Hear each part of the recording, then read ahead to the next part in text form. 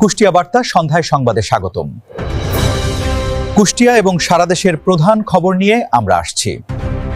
Bank ও এনজিওর ঋণের কিস্তির চাপ সইতে না পেরে কুষ্টিয়ার কুমারখালীতে জুলিয়া খাতুন নামের এক প্রবাসীর স্ত্রী আত্মহত্যা করেছেন বলে প্রাথমিকভাবে নিশ্চিত করেছে পুলিশ। পরিবারটি 2 মাসের বকেয়া কিস্তির কারণে তীব্র মানসিক ও আর্থিক চাপে ছিল। ঘটনার দিন সকালে একটি এনজিওতে 2000 টাকা কিস্তি দেওয়ার কথা ছিল, যা দিতে না পারার শঙ্কায় তিনি চরম পথ বেছে নেন। পুলিশ ঘটনাস্থল থেকে একটি আবেগঘন চিরকুট উদ্ধার করেছে, যেখানে জুলিয়া খাতুন তার শেষ ইচ্ছে ও মানসিক যন্ত্রণার কথা লিখে গেছেন। কি আমার মৃত্যুর জন্য কেউ দায়ী নয়। আমাকে আপনারা সবাই মাফ করে দিবেন। মা, তুমি আমাকে মাফ করে দিও। সকাল 7টার দিকে তার কন্যাসন্তান তানহা ঘরের ভেতরে মাকে ঝুলন্ত অবস্থায় দেখতে পেয়ে চিৎকার করলে স্বজনরা দরজা জানালা ভেঙে তাকে উদ্ধার করেন। কুমারখালী থানার ভারপ্রাপ্ত কর্মকর্তা, কুমারখালী থানা পুলিশ, জানিয়েছেন যে পরিবারের কোনো অভিযোগ না থাকায় প্রাথমিক সুরতহাল শেষে মরদেহটি ময়নাতদন্ত ছাড়াই দাফনের জন্য স্বজনদের কাছে হস্তান্তর করা হয়েছে। কুষ্টিয়ার পোডাদহ রেলওয়ে জংশন থেকে অপহৃত 3 শিশুকে ঢাকার কমলাপুর রেলওয়ে স্টেশন থেকে উদ্ধার এবং অপহরণকারী চক্রের 2 নারী সদস্যকে গ্রেফতারের ঘটনাটি অত্যন্ত প্রশংসনীয় একটি অভিযান। উদ্ধার হওয়া শিশুরা হল কুষ্টিয়ার মিরপুর উপজেলার উত্তর কাঠদহ গ্রামের সিফাত, রাজ এবং মমিন। এই মানব পাচারকারী চক্রের গ্রেফতার হওয়া 2 নারী সদস্য হলেন মিরপুর উপজেলার গোপালপুর এলাকার ফাতে আক্তার ও শাহনাজ বেগম। গত 27শে এপ্রিল পোডাদহ জংশনের 2 নম্বর প্ল্যাটফর্ম থেকে শিশুদের কৌশলে অপহরণ করা হয়।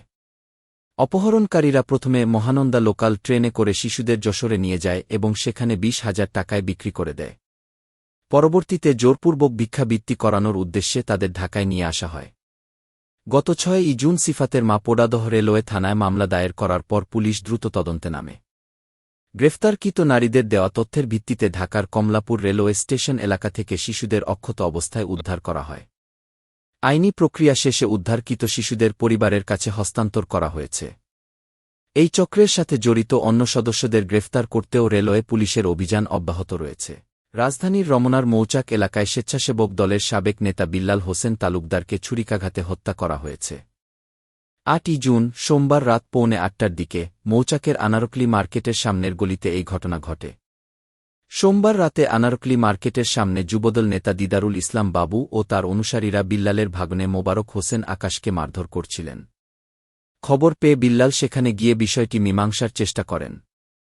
সালিশ বৈঠকের এক পর্যায়ে কথা কাটাকাটি হলে দিদারুল ও তার লোকজন বিল্লালের বুকে ছুরিকাঘাত করে।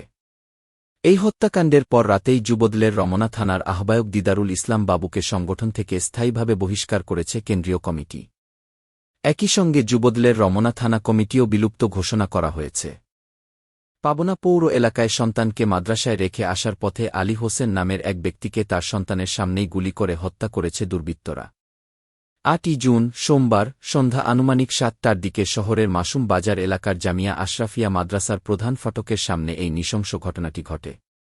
নিহত আলী হোসেন পাবনা সদর উপজেলার গয়েশপুর ইউনিয়নের জাফরাবাদ এলাকার বাসিন্দা ছিলেন। এটি ছিল আজকের সর্বশেষ খবর। কুষ্টিয়া বার্তা নিউজের সাথে থাকুন।